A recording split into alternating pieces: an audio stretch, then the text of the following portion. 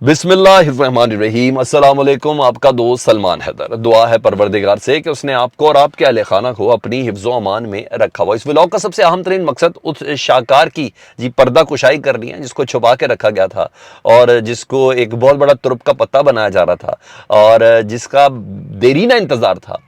पूरी पीडीएम को तो था ही था, लेकिन मुस्लिम लीग नून के एक सर्टन धड़े को, जिसको नून लीग का धड़ा कहते हैं, जिसको मीम लीग का धड़ा कहते हैं, वो क्या चीज़ें हैं और उस शाकार के आने की सारी लवाजमात क्या हैं और ये सारा किस तरीके से पूरी फील्डिंग खड़ी की गई और उसके आने के बाद कुछ मजीद इंकशाफात है जिस तरीके से उसको प्लेसमेंट देनी है वो मैंने आपको बताना है। और बहुत ही इंटरेस्टिंग ये व्लॉग होने जा रहा है, तो इसको आपने मुकम्मल देखना है। डेफिनेटली व्लॉग के आखिर में हम उस तक ज़रूर पहुंचेंगे, उन चीज़ों को आपके सामने करेंगे जो इससे पहले आपके सामने रिवील नहीं हुई है। दीगर कुछ अहम चीज़ें जी, पंजाब हुकूमत और पाकिस्तान तहरीक साहब यकजान दो कालिब होते हुए नज़र आ रहे हैं जी, और पता चल रहा है कि पंजाब हुकूमत 100% इमरान खान साहब के दिए गए पैराए के ऊपर अमल करती हुई नज़र आ रही है और उसको समझ है कि मुस्लिम लीग काफ को कि हमें चलना आखिर लॉन्ग टर्म जो रिलेशन है उसको आखिर रखना कैसे है। इसके अलावा कुछ हादसा से मुतालिक आपको बताना है जिसको अभी भी एक सर्टन सोशल मीडिया इसको को इंसिडेंट कह रहा है, लेकिन मैं इसको को इंसिडेंट नहीं कह रहा, मैं इसको मैसेजिंग कह रहा हूँ। एक बाकायदा पैगाम रसानी कही जा रही है और साथ साथ एक और भी ज़बरदस्त किस्म की साजिश है कि फ़ौज और इमरान खान साहब को खड़ा करने की आपस में आमने सामने वो बड़ा ज़बरदस्त तरीके से उसका आज भांडा फोड़ा गया है जी, मैंने वो आपको बताना है और बिल्कुल एविडेंसेस के साथ। सरकारी तौर पर समरिया मूव कर गई ना, तो इसलिए मैं कह रहा हूँ कि बड़ी एविडेंसेस के साथ है। तो वीडियो बड़ी इंटरेस्टिंग और इन्फॉर्मेटिव होने जा रही है, तो मुकम्मल आप ज़रूर देखिएगा। सबसे पहले मैं ज़रा FIA का जो रास्ता, फेडरल इन्वेस्टिगेशन एजेंसी FIA का रास्ता रोकने के लिए जो पंजाब हुकूमत ने जो कारनामा अंजाम दिया है और वो वक्त की ज़रूरत ही हो ये रहा था कि पाकिस्तान तहरीक इंसाफ के जो कारकुनान है ना, उनको FIA हरासा कर रही थी फ़ोन करके। FIA which is working under the flag of Rana Sanaullah साहब ना, और मैंने आपको कल एक रोज़ पहले बताया था कि 11 लाख सोशल मीडिया एक्टिविस्ट को बंद कर दिया गया उनके अकाउंट को और कहा गया कि ये पाकिस्तान के खिलाफ चल रहे थे, हालांकि वो पाकिस्तान नहीं हुकूमत के खिलाफ तनकीद कर रहे थे। तो बहरा PTI के कारकुनान को FIA मुसलसल हरासा कर रही थी और सोशल मीडिया एक्टिविस्ट को हरासा कर रही थी, उनको गिरफ्तार कर रही थी। और वो जो पिछले दिनों सारियाँ चली हैं ना जी, हाँ, उन साथ को मुतल्लिक मैं आपको बता रहा हूँ जी, हिरासा करने का एक सिलसिला था। इसका रास्ता रोकने के लिए पाकिस्तान तहरीक इंसाफ ने एक ज़बरदस्त तगड़ा कदम उठाया जी।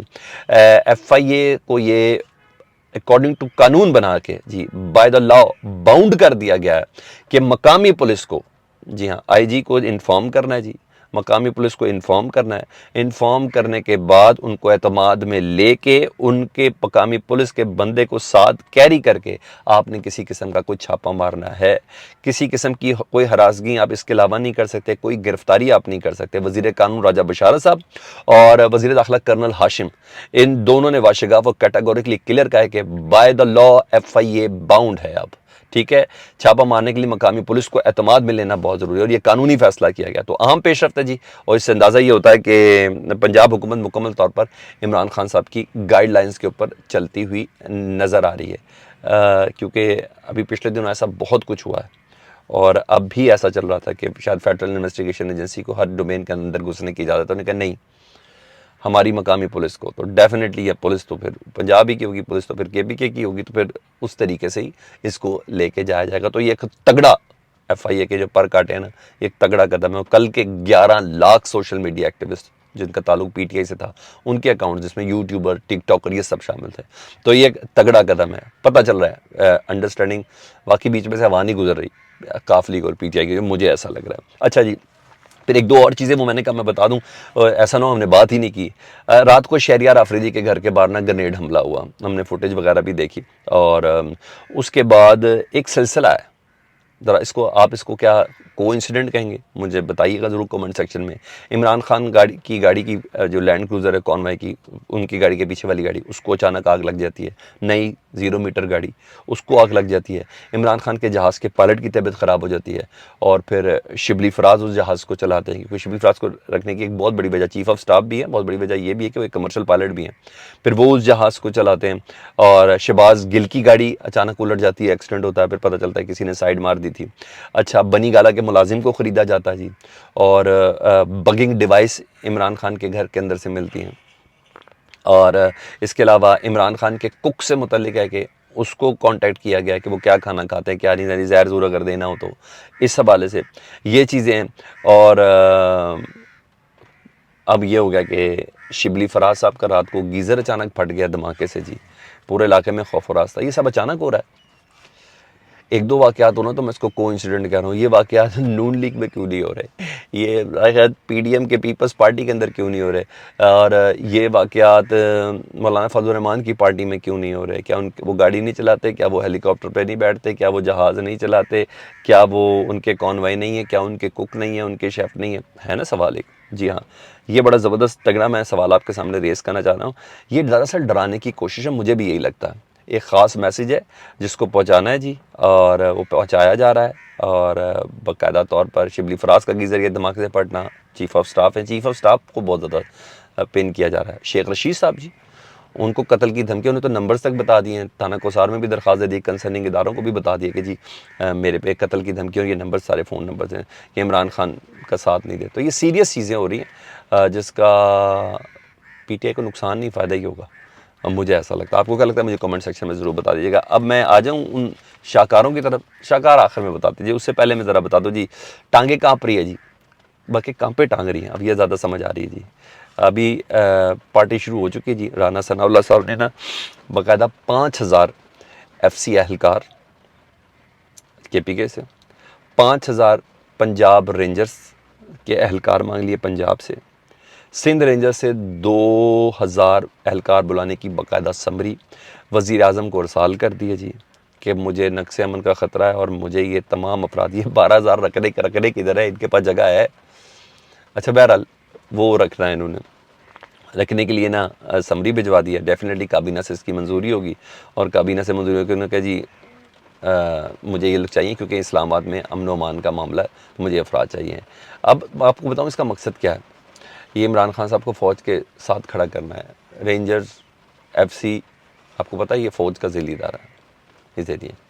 تو یہ ایک پوری کوشش ہے جس کی بنا پر طاقت کا استعمال اس طریقے سے ہو رہا ہے. تو اس پیرائی کے اوپر میری بھی نظر ہے, آپ لوگ بھی نظر رکھیں, اور ڈیفینیٹلی پاکستان تحریک انصاف کی بھی چیز پہ نظر ہے. لیکن ہاں اس باری دونی دینی پڑنی ہے رانا ثناء اللہ صاحب کو, جنہوں نے کہا ہے نا, اور عمران خان نے جواب میں کہا کہ آپ کو جگہ نہیں ملنی چھپنے کی اسلام آباد میں.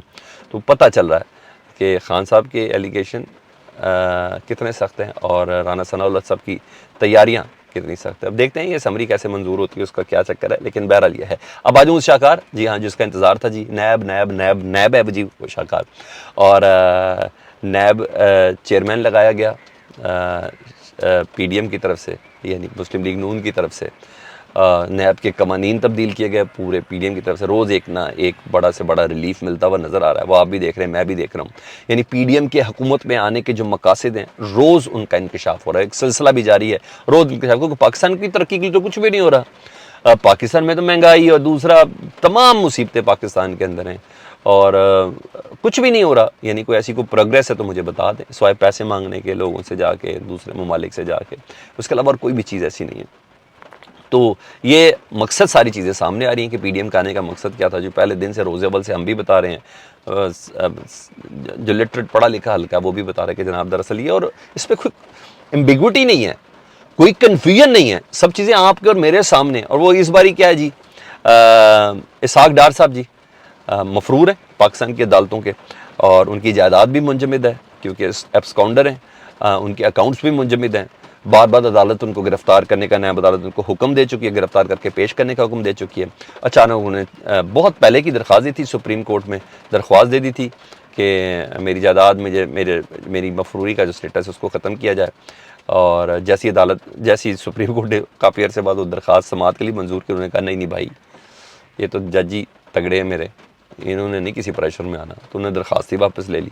ساتھ ہی انہوں نے نیب کورٹ کے اندر درخواست دے دی کہ, اور نیب کل درخواست دی گئی تھی کہ نیب کورٹ پلیز آپ ہماری مجھے گرفتاری کا آرڈر ختم کر دے, تو میں اپنے آپ کو عدالت کے سامنے سرنڈر کرنا چاہتا ہوں. وہ عدالت جو کسی قسم کا ریلیف نہیں دے رہی تھی, اس عدالت نے اسحاق ڈار صاحب کو ریلیف دے دیا جی. باقاعدہ ان کے وارنٹ گرفتاری معطل کر دیے گئے ہیں. اس میں عدالت کا قصور نہیں ہے, اس میں نیب ہے. عدالت نے نیب کو بلایا تھا کیونکہ نیب فکس ہے. جب نیب فکس ہے تو عدالت نے واپسی پر گرفتار کرنے سے منع کر دیا. تو جب نیب ہی ان کی ہے تو وہ اپوز کیوں کرے گی؟ میں نے کہا ہم کوئی اپوز نہیں کرتے, آنے دیں جی, ان سے بات کریں.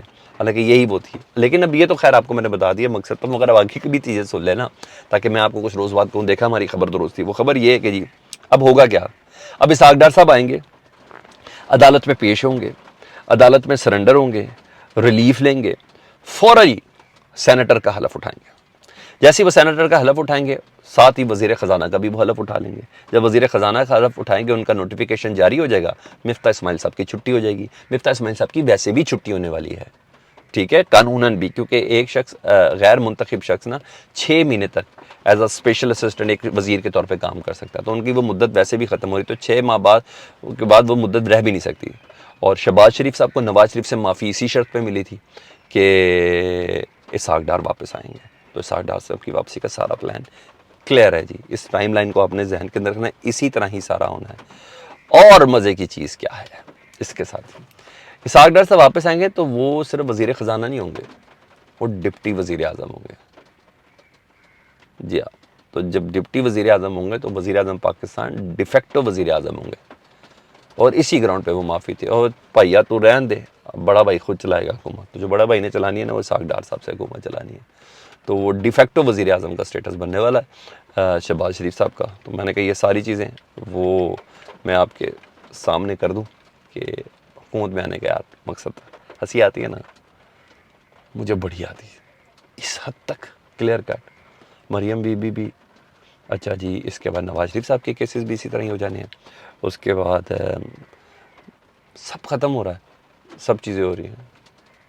کیا لگتا ہے آپ کو؟ کمنٹ سیکشن میں مجھے بتائیے گا. اپنا بہت خیال رکھیں. اللہم صلی علی محمد و آل محمد.